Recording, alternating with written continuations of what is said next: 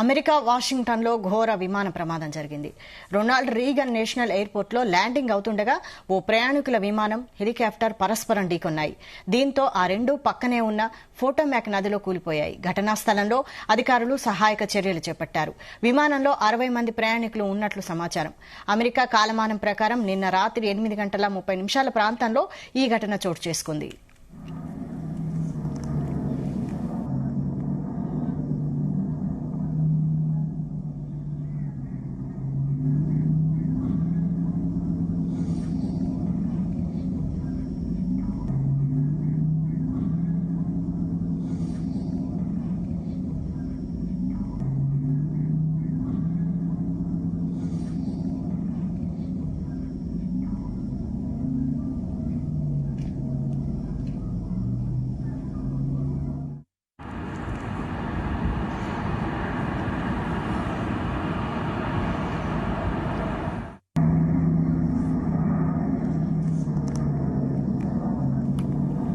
ఈ ఘటనకు సంబంధించి మరిన్ని డీటెయిల్స్ మా ప్రతినిధి శ్రీచరణ్ అందిస్తారు. శ్రీచరణ్.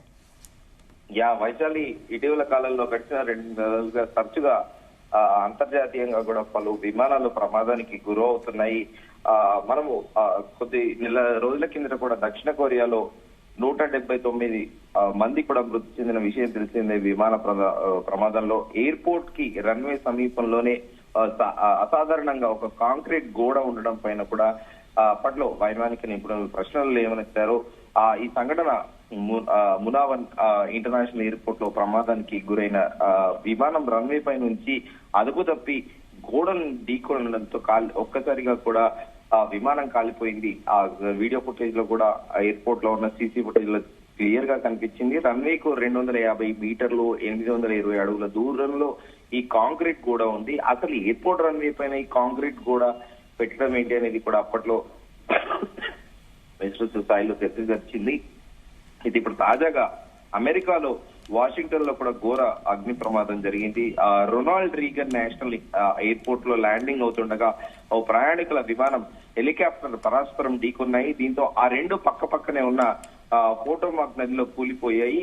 ఘటనా స్థలంలో అధికారులు సహాయక చర్యలు చేపట్టారు. విమానంలో 60 మంది ప్రయాణికులు ఉన్నట్లు కూడా సమాచారము. అమెరికా కాలమానం ప్రకారం నిన్న రాత్రి 8:30 ఆ ప్రాంతంలో ఈ ఘటన చోటు చేసుకుంది. పిఎస్ఏ ఎయిర్లైన్స్ కు చెందిన ప్రయాణికులు విమానం కాన్సస్ లోని విషిటా నుంచి బయలుదేరింది. వాషింగ్టన్ సమీపంలోని రీగన్ ఎయిర్పోర్ట్ రన్వే పై దిగేందుకు సిద్ధమవుతుండగా డిఫెన్స్ కి చెందిన సికోరస్ కి H-60 బ్లాక్ హాక్ హెలికాప్టర్ ఢీకొంది. గగనతలంలోనే చోటు చేసుకున్న ఈ ప్రమాదంతో భారీ శబ్దం వినిపించింది. ప్రమాదం కారణంగా విమానం, హెలికాప్టర్ రెండు రన్వే సమీపంలో ఉన్న నదిలో కూలిపోయాయి. సమాచారం అందుకున్న అధికారులు, రెస్క్యూ సిబ్బంది వెంటనే ఘటనా స్థలానికి చేరుకొని సహాయ చర్యలు చేపట్టారు. ప్రయాణికుల కోసం నదిలో గాలింపు కూడా కొనసాగిస్తున్నారు. ఇప్పటి వరకు ప్రాణ నష్టానికి సంబంధించి వివరాలు ఇంకా తెలియరాలేదు. అయితే ఈ ఘటనపై అమెరికా ఉపాధ్యక్షుడు JD వాన్స్ ఎక్స్ లో స్పందించారు. ప్రస్తుతం ప్రమాదం నుండి అధికారులందరూ అంటే ప్రయాణికులందరూ కూడా సురక్షితంగానే ఉంటారని భావిస్తున్నామంటూ కూడా బయటపడాలి అని ప్రార్థిస్తున్నట్లు కూడా తెలిపారు. అయితే ఈ తరచుగా ఇటీవల కాలంలో మనం ముందుగా అనుకున్నట్టు ఈ విమాన ప్రమాదాలు అనేటివి ఎక్కువగా అవుతున్నాయి. అటు మనము జపాన్ లో చూసాము, తర్వాత దక్షిణ కొరియాలో చూసాము, అంతకుముందు అమెరికాలో కూడా చూసాము. ఒక్కసారి రన్వేలో ల్యాండ్ అవుతూ కుప్పకూలడం చూసాము. కానీ దక్షిణ కొరియాలో జరిగిన విమానం ప్రమాదం మాత్రం అంతర్జాతీయంగా చర్చనీయాంశంగా మారింది. ఎందుకంటే ఎయిర్పోర్ట్ రన్వేలలో యూజువల్ గా ఈ కాంక్రీట్ గోడలు అనేవి పెట్టరు. రన్వేలు అనేవి చాలా స్వేచ్ఛగా ఉంటాయి. ఉదాహరణకి మన దగ్గర హైదరాబాద్ లో 2 ఎయిర్పోర్ట్లు ఉన్నాయి, బేగంపేట తో పాటు శంషాబాద్. మనము ఒకప్పుడు బేగంపేట ఎయిర్పోర్ట్ ఉండే, బేగంపేట ఎయిర్పోర్ట్ లో రన్వే టువర్డ్స్ సనత్ నగర్ నుంచి ఇటు బోయిన్పల్లి వరకు కూడా మనకి ఎక్కడైనా కాంక్రీట్ గోడ కనిపిస్తుందా? రన్వే పైన ఎక్కడ కూడా ఉండదు.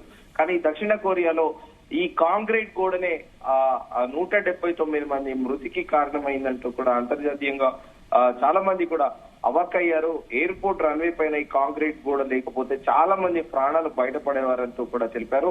సో ఈ నేపథ్యంలో ఇటీవల కాలంలో అయితే తరచుగా ఈ విమాన ప్రమాదాలు ఎస్పెషల్లీ ఈ అమెరికాతో పాటు అలాగే జపాన్, దక్షిణ కొరియా, అమెరికాలో అయితే ఇది దాదాపు 3వ విమాన ప్రమాదం అని కూడా మనం చెప్పుకోవచ్చు. ఒకప్పుడు కొద్ది రోజుల కిందట ఇదే విమానము టెక్సాస్ రాష్ట్రంలో ఉన్న పళంగా ఒక్కసారిగా ఎయిర్పోర్ట్ రన్వేలో దిగాల్సిన విమానము ఆ హైవే పైన రోడ్డు పైన విమానం దిగడంతో కూడా అప్పట్లో సర్వత్రా చర్చనీయాంశంగా మారింది. ఎందుకు అంటే ఇది సాంకేతిక సమస్యలతో ఇలా జరుగుతుందా, లేకపోతే పైలట్ కి సరైన అంటే ఏటీసీ ఎయిర్ ట్రాఫిక్ కంట్రోల్ నుండి సరైన సమాచారం అందట్లేదా, లేకపోతే ఎమర్జెన్సీ పరంగా ఎందుకు ల్యాండ్ చేస్తున్నారు అనేది కూడా వీటిపైన ఎయిర్ ఫోర్స్ అధికారులు ఒక దృష్టి పెట్టాల్సి ఆ పరిస్థితి అయితే నెలకొని ఉంది. వైశాలి.